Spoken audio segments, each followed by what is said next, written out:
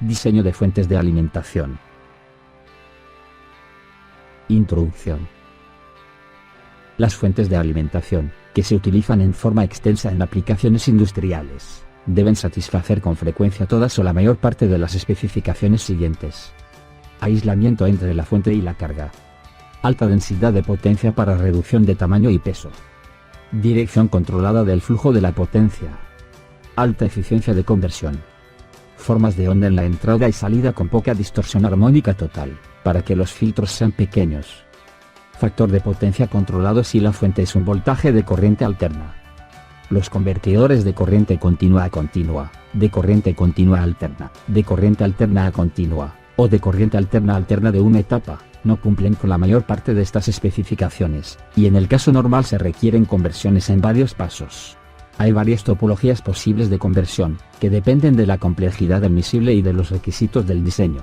De acuerdo con el tipo de voltajes de salida, las fuentes de alimentación se pueden clasificar en dos tipos. Fuentes de alimentación de corriente continua. Fuentes de alimentación de corriente alterna. Los convertidores de una etapa corriente alterna a continua pueden proporcionar el aislamiento entre la entrada y la salida, mediante un transformador de entrada, pero el contenido de armónicas es alto, y los reguladores en modo conmutado no proporcionan el aislamiento necesario, y la potencia de salida es baja. La práctica común es utilizar conversiones en dos etapas, corriente continua alterna, y corriente alterna a continua. En el caso de una entrada de corriente alterna, las conversiones son en tres etapas, corriente alterna a continua, corriente continua alterna y corriente alterna a continua. El aislamiento se obtiene con un transformador entre etapas. La conversión corriente continua alterna se puede lograr con modulación por ancho de pulso o con un inversor resonante. De acuerdo con el tipo de técnicas de conversión y la dirección del control de potencia, las fuentes de alimentación de corriente continua se pueden subdividir en tres tipos. Fuentes de alimentación en modo conmutado. Fuentes de alimentación resonantes. Fuentes de alimentación bidireccionales. Las fuentes de alimentación de corriente alterna son de uso común como fuentes para cargas críticas, y en aplicaciones donde no está disponible el suministro normal de corriente alterna. Igual que las fuentes de alimentación de corriente continua, las de corriente alterna se pueden clasificar en tres tipos. Fuentes de alimentación de corriente alterna en modo conmutado. Fuentes de alimentación de corriente alterna resonantes. Fuentes de alimentación de corriente alterna bidireccionales. Conversiones multietapa. Si la entrada es una fuente de corriente alterna, se requiere un rectificador de etapa de entrada, como se ve en la figura 1, y hay cuatro conversiones: corriente alterna a corriente continua, a corriente alterna, a corriente continua, y a corriente alterna. El par de rectificador e inversor se puede sustituir con un convertidor con interruptores bidireccionales de corriente alterna, como se ve en la figura 2. Se pueden sintetizar las funciones de conmutación de este convertidor, para combinar las del rectificador y las del inversor. Este convertidor, que convierte corriente alterna a corriente alterna, en forma directa, se llama ciclo convertidor de conmutación forzada. Las conversiones de corriente alterna a corriente alterna, a corriente alterna, a corriente continua, y a corriente alterna de la figura 1, las pueden hacer dos cicloconvertidores de conmutación forzada, como se ve en la figura 2. Circuitos de control. El voltaje de salida de un convertidor se puede controlar haciendo variar el ciclo de trabajo, K. Hay controladores de circuito, PWM, integrados disponibles en el comercio, que tienen todas las funciones para formar una fuente de alimentación, PWM, de conmutación, con una cantidad mínima de componentes.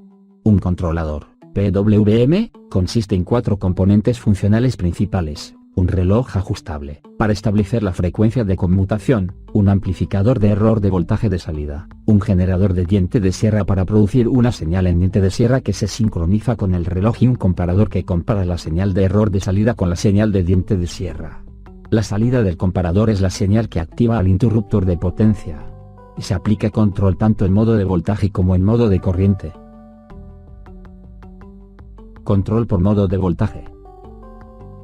La figura 3A muestra un convertidor directo sencillo controlado por PWM, que funciona a una frecuencia fija. La duración del tiempo activo se determina con el tiempo entre el restablecimiento del generador de diente de sierra y la intersección del voltaje de error con la señal de rampa hacia el lado positivo. El voltaje de error, V sub E, es El punto de operación en corriente directa es. Para una pequeña señal, el voltaje de error es. El ciclo del trabajo es. Para una pequeña señal, el ciclo del trabajo es. Cuando la salida está más baja que el valor nominal de salida de corriente continua, se produce un error grande de voltaje. Eso quiere decir que el voltaje de error pequeño es positivo. Por consiguiente, el ciclo del trabajo pequeño es positivo. El ciclo de trabajo aumenta, para producir un aumento posterior en el voltaje de salida, en el control por nodo de voltaje. La dinámica de la retroalimentación se determina por el circuito amplificador de error, formado por Z1 y Z2. Control por modo de corriente. En el control por modo de corriente se utiliza la corriente como señal de retroalimentación para lograr el control del voltaje de salida. Consiste en un lazo interno que muestra el valor de la corriente en el primario y abre los interruptores tan pronto como la corriente llega a cierto valor, establecido por el lazo externo de voltaje. De esta forma el control de corriente logra una respuesta más rápida que el modo de voltaje. La forma de onda de corriente en el primario actúa como la onda en diente de sierra. El análogo de voltaje para la corriente puede proporcionarle una resistencia pequeña o un transformador de corriente. La figura 4a muestra un convertidor flyback, controlado en modo de corriente, donde la corriente en el interruptor se utiliza como señal portadora. La activación se sincroniza con el pulso del reloj, y la desactivación se determina por el instante en el que la corriente de entrada es igual al voltaje de error.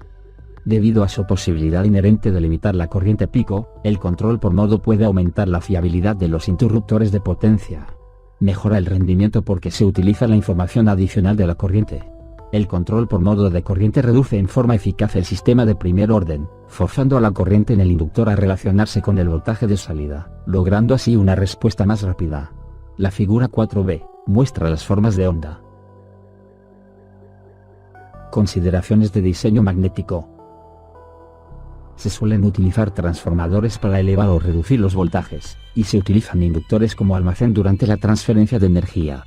Con frecuencia, un inductor conduce una corriente continua mientras trata de alimentar una corriente constante. Una alta corriente continua puede saturar al núcleo magnético haciendo ineficaz al inductor.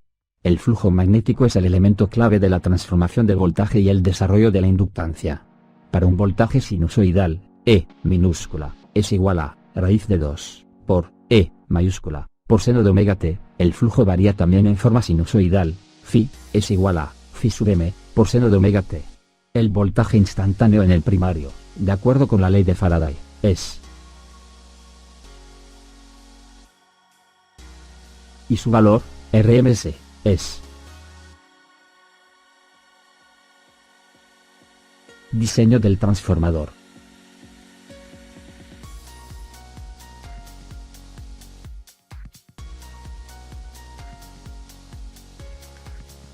La potencia aparente del transformador, que es la suma de la potencia de entrada y la potencia de salida, depende del circuito del convertidor, como se ve en la figura 5. Si la eficiencia del transformador es eta, P sub T, se relaciona con P sub O, como sigue. El voltaje en el primario, V sub 1, es. Siendo K sub T una constante, 4.44 para sinusoides, y 4 para onda rectangular. La potencia aparente manejada por el transformador es igual a la suma de los voltamperes primarios y los voltamperes secundarios. P sub T es igual a V sub 1 por I sub 1 más V sub 2 por I sub 2. Así, si N sub 1 es igual a N sub 2 igual a N, I sub 1 es igual a I sub 2 igual a I, los voltamperes en el primario o el secundario son. Donde A sub C es el área transversal de la trayectoria de flujo y B sub M es la densidad de flujo pico. La cantidad de amperes vueltas se relaciona con la densidad de corriente J como sigue. Donde W sub A es la abertura del núcleo y K sub U es el factor de ventana entre 0.4 y 0.6. Sustituyendo n por I de la ecuación 10, en la ecuación 9, el producto de área es la densidad de corriente J, se relaciona con A sub P mediante donde K sub J y X son constantes que dependen del núcleo magnético, como se ve en la tabla 1. P sub Q es la pérdida en cobre y P sub C es la pérdida en el núcleo.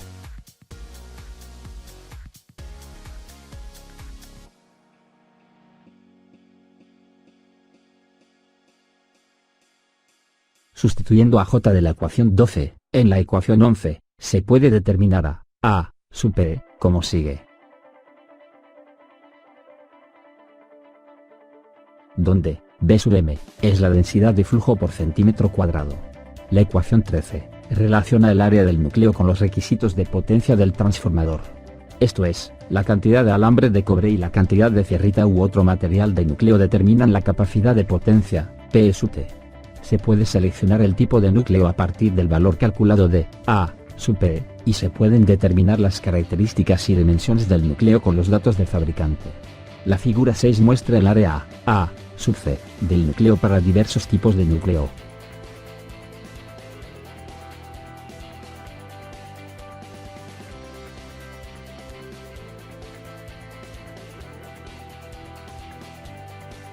Inductor de corriente continua.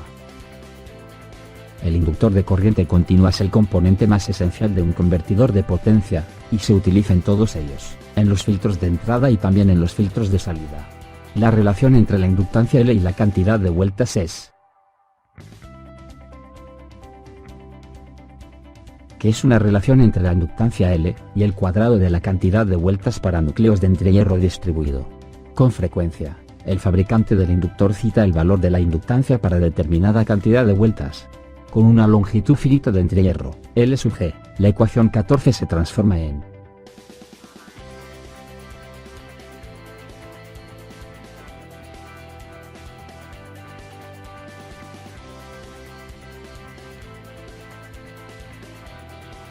el producto de área es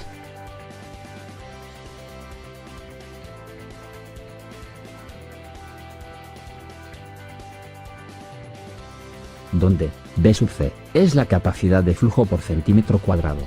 La ecuación 18 se relaciona en forma directa con la capacidad de almacenamiento de energía del inductor. Esto es, la cantidad de alambre de cobre y la cantidad de ferrita, u otro material del núcleo, determinan la capacidad de almacenamiento de energía en el inductor. Para el valor calculado de A sub P, se puede seleccionar el tipo de núcleo y encontrar sus características y dimensiones en los datos del fabricante. Saturación magnética. Si hay algún desbalance de corriente continua, se puede saturar el entrehierro del transformador o del inductor, dando como resultado una alta corriente de magnetización. Un núcleo ideal debería tener una permeabilidad relativa muy alta en la región de operación normal, y bajo condiciones de desbalance de corriente continua no debería entrar en una saturación intensa y rápida.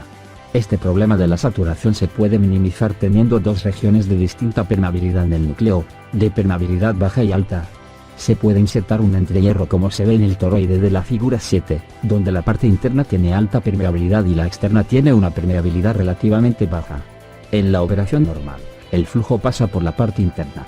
En caso de saturación, el flujo debe pasar por la región externa, que tiene menor permeabilidad debido al entrehierro, y el núcleo no llega a una saturación intensa y rápida. Se pueden combinar dos toroides, con alta y baja permeabilidad, como se ve en la figura 7b.